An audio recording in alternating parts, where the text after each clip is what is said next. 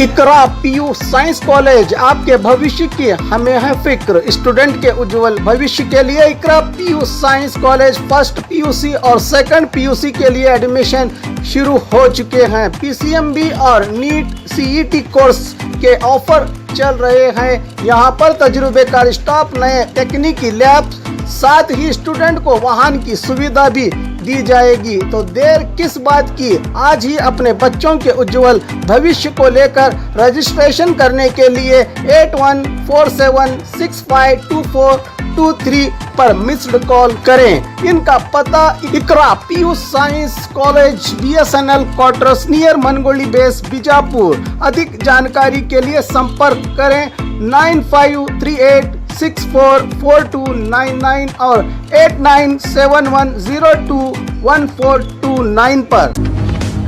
स्वागत है आपका बी न्यूज नेशन में। मैं हूं आबिद हुसैन शेख। गरीबों के राशन पर दुकानदार की कालाबाजारी, गांव वालों का आक्रोश। मामला चड़चान तालुका तद्देवाड़ ग्राम के राशन दुकान मालिक मल्लन्ना बिरादार गरीबों को सरकार से दिए जाने वाला अनाज सही तरह से समय पर न देने, हर राशन कार्ड पर 10 रुपये लूटने, इन सब के अलावा 2 किलो अनाज कम देने, सरकार के तयशुदा नियम से इसका कोई लेना देना नहीं। इसकी इसी मनमानी और कालाबाजारी पर भड़के गांव वालों ने कई बार फूड विभाग अधिकारियों से शिकायत के बाद भी कोई कार्रवाई नहीं होने से नाराज। जल्द समस्या का समाधान और जनता को आसानी नहीं हुई तो बड़ा आंदोलन करने की चेतावनी दी गाँव वालों ने। 5 किलो अಕ್ಕಿ, 2 ಕಿಲೋ ಗೋಧಿ, 10 ರೂಪಾಯಿ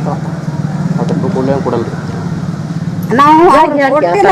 ನಾವು ಕೊಟ್ಟೆ ಹೋಯ್ತೇವೆ, ಕೊಡ್ಲಿಕ್ಕಂದ್ರೆ ನಾವು ಕೊಟ್ಟೆ ಹೋಯ್ತೇವೆ. ಮತ್ತೆ 10 ರೂಪಾಯಿ ತೊಗೊಂಡೇ ರೇಷನ್ ಕೊಡ್ತಾರ್ರಿ. 10 ರೂಪಾಯಿ ತೊಗೊಂಡೇ ರೇಷನ್ ಕೊಡ್ತಾರಲ್ರಿ. ಇವತ್ತಿನ ದಿವಸ ಸುಮಾರು 20ರಿಂದ 22 ವರ್ಷಕ್ಕೆ ರೇಷನ್ ಸೊಸೈಟಿಯವ್ರು ಹಂಚ್ತಾರೆ. ಒಂದು ಚಿಕ್ಕ ಪುಟ್ಟ ಸಮಸ್ಯೆ ಆಗ್ಯದ. ಯಾರ್ದು ನಮ್ಮ ಮಲ್ಲನಗೌಡ ಬಿರೋದವ್ರು ಅವತ್ತಿನ ದಿವಸ ಲೋಕಲ್ದವರಾಗಿ ಅವರು ವಿಚಾರ ಮಾಡ್ಬೇಕಾಗಿತ್ತು. 20 ರೂಪಾಯಲ್ಲಿ ಹೋಗ್ತಿತ್ತು ಅವ್ರು ಫೋನ್ಪೇ ಮಾಡಿಕೊಂಡು ತೆಗೆದುಕೊಟ್ಟು ರೇಷನ್ ಕೊಟ್ಟಾರ. ಅವರು ಉದ್ರೇಕಗೊಂಡು ಏನು ಮಾಡಿರ್ತೀವಿ ಇವತ್ತಿನ ದಿವಸ ಕೇಳೋಲ್ಲ. ಇನ್ನೊಂದು ರೇಷನ್ ಅಂಗಡಿ ಒಳಗೆ ಎಲ್ಲಿ 10 ರೂಪಾಯಿ ತೊಗೊಳಲ್ಲ, ಮಾಲ್ ಕಡಿಮೆ ಕೊಡೋಲ್ಲ. ಅದಕ್ಕೆ ಅವರು ಅಬ್ಜೆಕ್ಷನ್ ಮಾಡ್ಯಾರ. ಈ ತೆರನಾಗಿ ತಪ್ಪುಗಳು ಆಗಲಾರ್ದಂಗೆ ರೇಷನ್ ಅಂಗಡಿಯವರು ನೋಡ್ಕೊಂಡು ಹೋದ್ರು. ಈಗ ನಮ್ಮೂರು ವತಿಯಿಂದ ನಾನು ವಿನಂತಿ ಪೂರ್ವಕವಾಗಿ ಕೇಳಿಕೊಡ್ತೀವಿ. ಅಲ್ಲ, ಇವ್ರು ರೊಕ್ಕ ತೊಗೊಂಡ್ರಲ್ಲ, ಅವ್ರಿಗೆ ಇಡ್ಬೋದತ್ತೀರಿ, ಒಂದು ಬೇರೆದವ್ರಿಗೆ ಕೊಡತ್ತೈತ್ರಿ ನೀವು? ನಿಮ್ಮ ಅನಿಸಿಕೆ ಏನು? ನಮ್ಮ ಅನಿಸಿಕೆ ಏನಂತ ಕೇಳಿದ್ರೆ ಸರಿಯಾದ ಒಂದು ವೀಕ್ಷಣೆ ಮಾಡಿ ಅದಕ್ಕೆ ನಿರ್ಣಯ ಕೈಗೊಳ್ಳೋದು. ಮೇಲಾಧಿಕಾರಿ ಆಗಿರ್ತಕ್ಕಂಥವ್ರು ಬಂದು ಅದು ವೀಕ್ಷಣೆ ಮಾಡಿ ನಿರ್ಣಯ ಕೈಗೊಳ್ಳೋದು. ಮೇಲಾಧಿಕಾರಿಗಳು ಏನಾರು ಹೇಳಿರಿ ನೀವು ಇಷ್ಟು ದಿವಸ? ಇಲ್ಲಿವರೆಗೆ ಅವರೆಲ್ಲ ಈಗಾಗಲೇ ರಿಪೋರ್ಟ್ ಕೊಟ್ಟಿದ್ದಾರೆ. ಅವ್ರು ಹೋಗಿ DC ಫುಡ್ ಇನ್ಸ್ಪೆಕ್ಟರ್ ಕೊಡ್ತಾರೆ. ಅವ್ರು ಸ್ಪಂದನ ಮಾಡ್ತಾ ಇಲ್ಲ, ಬರ್ತಾ ಇಲ್ಲ ರೊಟ್ಟಿ, ಅವ್ರು ಬರ್ತಾ ಇಲ್ಲ. ಅದಕ್ಕಾಗಿ ಇವತ್ತಿನ ದಿವಸ ಪ್ರೆಸ್ ಕರ್ಸ್ಕಿಸಿದ್ರೆ ಈ ಒಂದು ಕಾರ್ಯವನ್ನು ಕೈಗೊಂಡ್ರು. ತಮ್ಮ ಹೆಸರು ರೀ? ತುಕಾರಾಮ್ ಕೊಂಡಿಬಾ ಒಡಗವ್ರು. ಕೊಡ್ತಾರೆ, 10 ರೂಪಾಯಿ ತಗೋತಾರ್ರಿ, ಕೊಡ್ತಾರೆ. ರೊಕ್ಕ ರೀ 10 ರೂಪಾಯಿ ತಗೋತಾರೆ.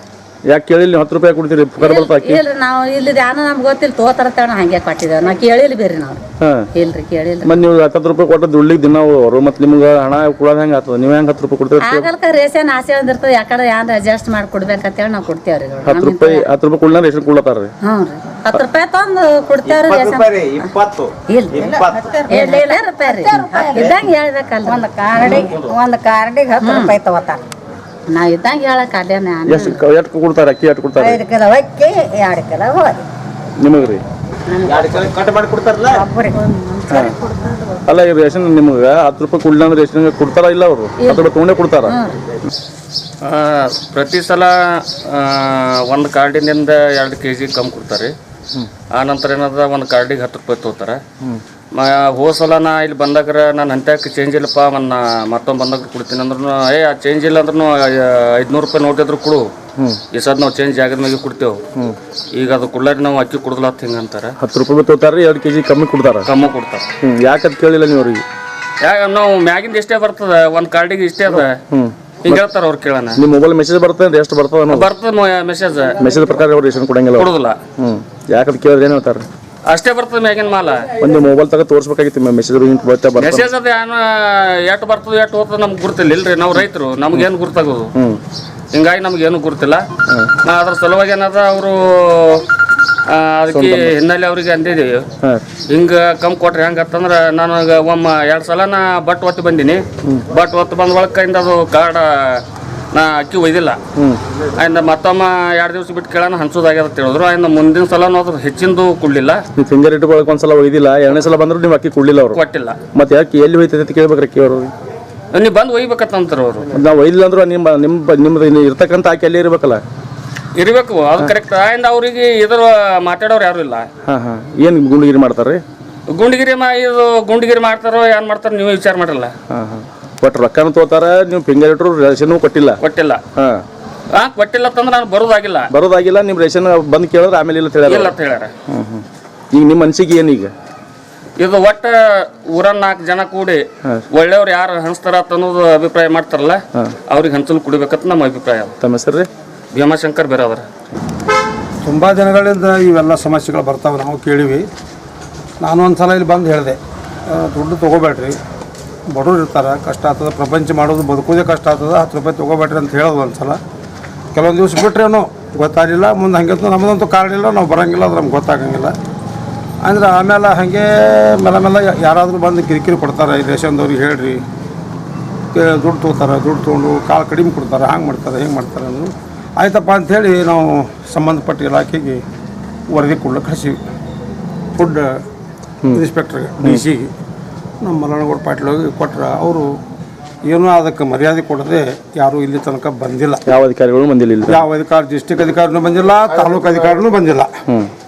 ಬರ್ತೀವಿ, ಫೋನ್ ಹಚ್ಚಿ ಇವರು ನಮ್ಮ ಗ್ರಾಮ ಪಂಚಾಯತ್ ಸದಸ್ಯರು ಕೇಳಿದಾಗ ಹೇಳ್ತಾರಂತ, ನಾ ಬರ್ತೀನಿ, ಆಮೇಲೆ ಬರ್ತೀನಿ, ಆವಾಗ ಬರ್ತೀನಿ ಅಂದಿವಿ. ಕೇಳೋಕೆ ಹೋದಾಗ ಯಾಕೋ ನೀ ಭಾಳ ಬರ್ಲಕತ್ತಿ ನಿಂದೆ ಅಂತ ಅವನಿಗೆ ಕೇಳೋದು, ಹಿಂಗೆಲ್ಲ 1 ಅಕ್ಷರ ಮಾತಾಡೋದು, ಹಿಂಗೆನ ದುರಾಡಳಿತ ಅಧಿಕಾರಿಗಳು ಮಾತಾಡ್ತಾರಂತ. ಇದು ಭಾಳ ವಜ್ಜೆಗದ.